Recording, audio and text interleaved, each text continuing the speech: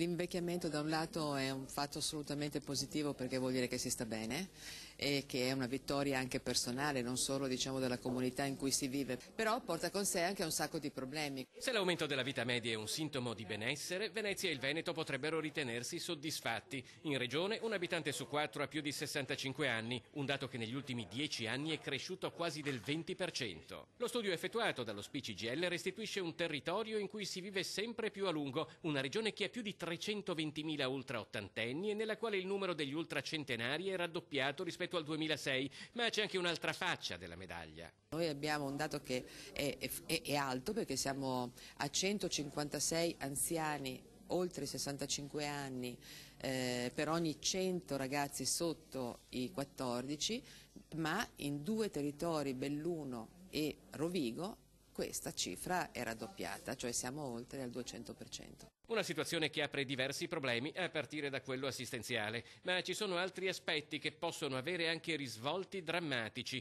2 anziani su 5 sono soli e 500.000 vive con meno di 1.000 euro lordi al mese, una situazione alla quale si è cercato di porre rimedio a livello nazionale con l'ampliamento della 14ª mensilità ai redditi fra i 750 e i 1.000 euro lordi. Stiamo facendo anche accordi con i comuni perché sul sistema di tassazione locale ci siano, come dire, delle soglie che vengono esentate dalle tasse locali oppure agevolazioni per i redditi più bassi.